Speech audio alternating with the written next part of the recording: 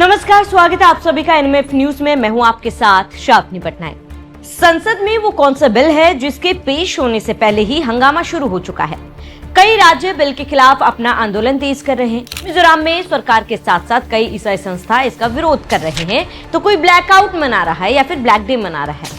केरल में वामपंथी और कांग्रेस दोनों विरोध कर रहे हैं, क्योंकि यहाँ लोगों को लग रहा है कि ये कई एनजीओस पर असर डाल सकता है। तमिलनाडु के साथ साथ मेघालय में भी हंगामा देखने को मिल रहा है। और हैरानी की बात यह है कि जो बिल खुद कांग्रेस की सरकार लेकर आई थी, आज वही कांग्रेस इस बिल को लेकर हंगामा क्यों कर रही है।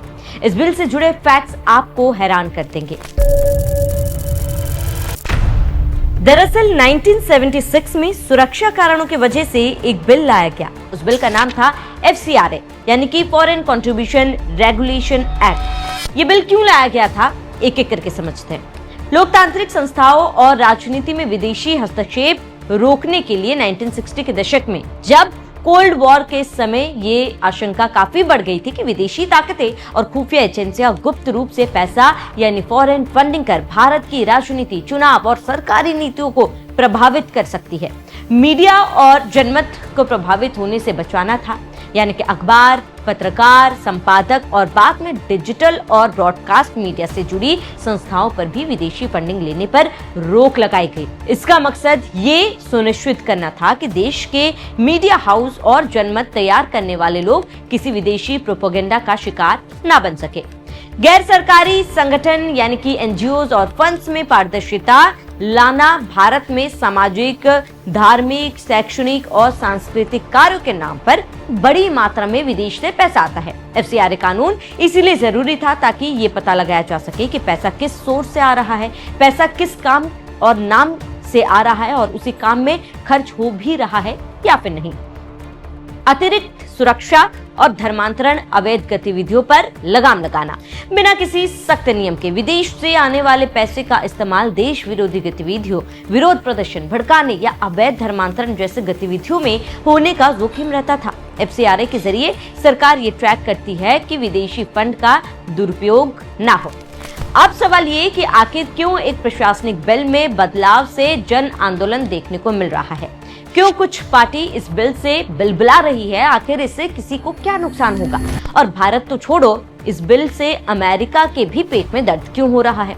आखिर ऐसा क्या है जो इस बिल के लागू होने से इतने सारे लोगों को दिक्कत होने लगी। मार्को रूबियो तक इस बिल के 2.0 पर चिंता जाहिर कर चुके हैं, क्योंकि इसके लागू होते ही अमेरिका का भारत के आंतरिक मामले, एनजीओस में हस्तक्षेप करना बहुत ज्यादा मुश्किल या फिर नामुमकिन हो जाएगा। अब बात करते हैं विदेश फंडिंग पर रेगुलेशन लगाने की कहानी पर। क्यों आखिर इसकी जरूरत पड़ी। दरअसल आजादी के बाद भारत आर्थिक तंगी से गुजर रहा था। न भारत में कोई सिस्टम था, न अलग अलग विभाग के लिए बजट, जिसके चलते भारत को विदेशी मदद का सहारा लेना पड़ा। और इस मजबूरी का फायदा उठाया बाकी देशों ने और अपने एनजीओ, ट्रस्ट, चर्च भारत के कोने कोने में डिप्लॉय कर दिया गया और इसमें पैसे लगाना शुरू कर दिया गया, जिससे करोड़ों रुपए भारत में आने लगे, लेकिन गलत मंशा के साथ। धीरे धीरे ये देश भारत के राजनीति में दखल देना शुरू कर दिया। भारत के कामकाज में, भारत की कूटनीति में ये तमाम देश जो फंडिंग कर रहे थे, उन्होंने हस्तक्षेप करना या फिर यूं कहे कि इंटरवेन करना शुरू कर दिया और अपना अपना फायदा देखने लगे। उस दौर में भारत ने किसी से समझौता नहीं किया। भारत ने समझदारी दिखाई और फैसला लिया कि विदेश से मिले पैसे सिर्फ और सिर्फ देश के डेवलपमेंट पर ही लगाया जाएगा। फिर आया साल 1971 जब पाकिस्तान को हराकर बांग्लादेश का निर्माण हुआ, जिसके बाद भारत के इस राजनीतिक उभार ने बाकी देशों में चिंता बढ़ा दी, क्योंकि भारत का धीरे धीरे दबदबा बढ़ने लगा, जिसके बाद भारत में बाहरी सोर्स से भयंकर पैसे आने शुरू हो गए। भारत में कई ऐसे एनजीओस थे जिसमें करोड़ों लाखों रुपए विदेशी फंड से लगाए जा रहे थे, लेकिन कहां पर, कैसे, क्यों इसका जो है पैसा लगाया जा रहा था, इसको लेकर कोई आंकड़े भारतीय सरकार के पास नहीं थे। जिसके बाद तत्कालीन पीएम ने सुरक्षा कारणों की वजह से FCRA बनाया। इंदिरा गांधी ने FCRA बिल पास किया, क्योंकि तब साफ संकेत मिल रहे थे कि विदेश से फंडिंग के कारण भारत में अलगाववादियों के सोच पनप रहे थे, उन्हें बढ़ावा मिल रहा था। इस कड़े कानून का मकसद साफ था कि चुनाव लड़ने वाले उम्मीदवारों, सांसदों, विधायकों, राजनीतिक दलों, न्यायाधीशों और सरकारी कर्मचारियों के विदेश चंदा लेने पर पूरी तरीके से प्रतिबंध लगा दिया गया है ताकि देश के फैसले बिना किसी बाहरी दबाव के स्वतंत्र रूप से लिया जा सके। अब धीरे धीरे भारत में एनजीओज खुलने लगे जिसमें विदेश से फंड आते थे। चर्चों में खासकर फंडिंग देखी जाती थी क्योंकि चर्च को ज्यादातर चलाने वाले विदेशी फंड ही होते थे। लेकिन अब धीरे धीरे डिजिटल मेथड और कानूनी दांवपेच से बदलने लगा जिससे ये कानून कमजोर पड़ गया। पुराने कानून को निरस्त करके एफसीआरए 2010 लाया गया ताकि गैर सरकारी संगठनों को मिलने वाली विदेशी फंडिंग पर अधिक कड़ा नियंत्रण और पारदर्शिता रखी जा सके और हर ट्रांजैक्शन का रजिस्ट्रेशन अनिवार्य कर दिया गया ताकि सबकी जानकारी रह सके और कोई भी एनजीओ अपना रजिस्ट्रेशन को हर 5 साल में रिन्यू करना होगा। पहले ये होता था कि जो भी आप एनजीओ रजिस्टर होते थे वो लास्ट डेडलाइन तक यानी कि अंत तक चलता रहता था, लेकिन अब जब ये बिल पास हुआ तो इसमें बदलाव कर दिया गया। बदलाव ये किया गया कि अब हर 5 साल में आपको रिन्यू करना होगा। अगर आपको लाइसेंस नहीं मिलता है तो इसे निरस्त कर दिया जाएगा। लेकिन इसके बावजूद घपलेबाज नहीं सुधरे।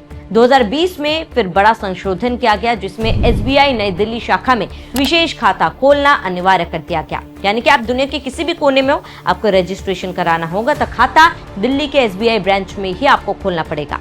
प्रशासनिक खर्च की सीमा 50% से घटाकर 20% कर दी गई। फंड को किसी अन्य एनजीओ को ट्रांसफर करने पर पूरी तरीके से रोक लगा दी गई। यानी कि पहले ये होता था कोई बड़ा एनजीओ होता था वो अपने से छोटे छोटे एनजीओ में पैसे बांटता था। इससे होता क्या था, लोगों को परेशानी, सरकार को ये परेशानी होती थी कि ये ट्रांजैक्शन कहाँ, कैसे, किसके लिए, किस काम के लिए किया गया, इसका पता लगाना बहुत ही मुश्किल हो जाता था, यानी कि ना के बराबर होता था। अब जो नए नियम बने हैं उसमें मौजूदा नियम की बात करें तो विदेशी फंड लेने के लिए एफसीआरए रजिस्ट्रेशन या प्रायर परमिशन जरूरी है। विदेशी फंड केवल अधिकृत बैंक खाते में ही प्राप्त किया जा सकता है। हर साल सरकार को विदेशी फंड के उपयोग का पूरा हिसाब देना होता है। नियमों के उल्लंघन पर रजिस्ट्रेशन रद्द कर दी जा सकती है। इसमें 2020 में कुछ बड़े बदलाव हुए थे, जैसे प्रशासनिक खर्च की सीमा 50 से घटाकर 20 कर दी गई। एक एनजीओ से दूसरे एनजीओ को विदेशी फंड ट्रांसफर करने पर रोक लगा दी गई थी। सभी संस्थाओं के लिए एसबीआई की नई दिल्ली मुख्य शाखा में एफसीआरए खाता खोलना अनिवार्य किया गया। आधार पहचान से जुड़े प्रावधान भी जोड़े गए थे। अब इसी को लेकर कुछ और बदलाव होने हैं जिसको लेकर विवाद शुरू हो चुका है। अब इसका सबसे ज्यादा जरूरत इसीलिए है क्योंकि कुछ एनजीओ विदेश से करोड़ों रुपए लेते थे और उस पैसे को बिना किसी के परमिशन के छोटे छोटे दूसरे एनजीओ को दे देते थे जिसका कोई रजिस्ट्रेशन नहीं होता, जिसे ये पता लगाना नामुमकिन हो जाता था कि ये पैसे कहाँ लगाए जा रहे। खास तौर पर कहा यह गया कि ये पैसे देश में धर्मांतरण जैसे मामलों में लगाए जा रहे थे। खास तौर पर चर्च में, ईसाई संस्था में इसको लगाया जा रहा था। अब विधेयक में बदलाव की जरूरत सरकार को इसलिए लगी क्योंकि फंड के दुरुपयोग और मनी डाइवर्जन को रोकना था। प्रशासनिक खर्चों के नाम पर पैसों की बर्बादी को रोकना, फर्जी या फिर शेल कंपनियों और अवैध गतिविधियों पर नकेल, ट्रैकिंग और निगरानी की आसान बनाना, निरस्त एनजीओ की संपत्तियों पर कानूनी नियंत्रण, इन सब के अलावा सरकार ने साफ कर दिया कि इसके अलावा ना कोई रोक लगेगी ना प्रतिबंध, बस ट्रांसपेरेंसी पर सरकार का जोर है क्योंकि ये पैसे कहाँ, कब, कैसे इस्तेमाल हो रहे हैं ये पता होना सबको जरूरी है, खासतौर पर सरकार को।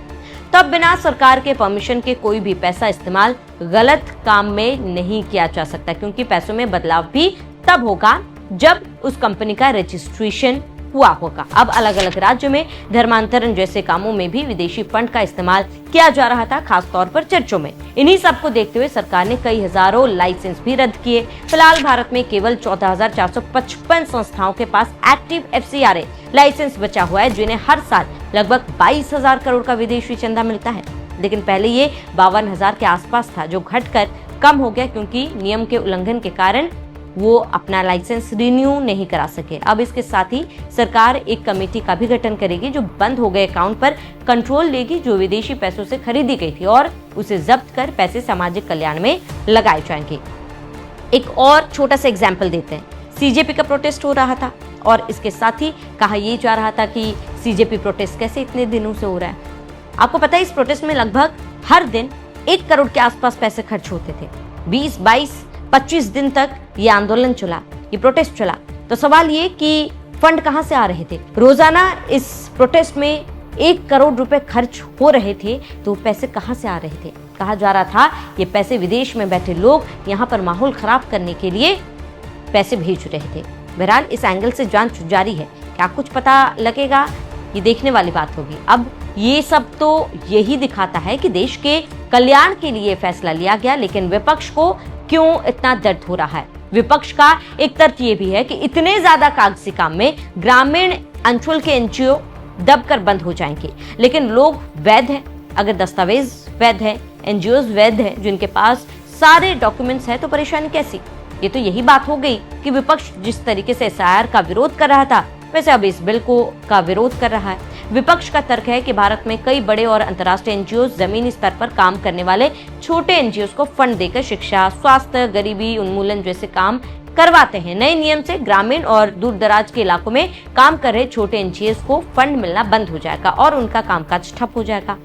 इसके साथ ही पूर्वोत्तर भारत, केरल या दक्षिण के राज्य में काम करने वाले संगठनों के लिए दिल्ली स्थित एक ही शाखा से सारी कागजी कार्रवाई पूरी करना प्रशासनिक रूप से बेहद कठिन हो जाता है। 1976 में कांग्रेस सरकार द्वारा लाए गए इस कानून का मकसद भी यही था कि देश की राजनीति और आंतरिक सुरक्षा में विदेशी दखल रुके, और इसको लेकर अब कांग्रेस विरोध कर रही है। लेकिन आज जब मोदी सरकार इसी कानून को डिजिटल दौर के हिसाब से मजबूत और सख्त बना रही है, तो वही विपक्ष और कुछ एनजीओ हंगामा क्यों कर रहे हैं। भारत का इतिहास गवाह है कि मदद के नाम पर आई विदेशी ताकतों ने अक्सर देश के ताने बाने को नुकसान पहुंचाने की कोशिश की। ऐसे में FCRA 2.0 का मकसद साफ नजर आता है। पैसा चाहे कहीं से भी आया हो, हिसाब भारत के कानून के तहत ही होगा। लेकिन इस कागजी कड़ाई और दिल्ली केंद्रित जो भी तमाम व्यवस्थाओं के बीच असली चुनौती उन जायज संस्थाओं को बचाने की भी है जो वाकई समाज कल्याण में जुटी है। अब देखना होगा कि सरकार इस विरोध के बीच सुरक्षा और सेवा का बैलेंस कैसे बनाए रखती है। बहरहाल इस पूरे रिपोर्ट पर आपकी क्या राय है, हमें कमेंट कर जरूर बताएं।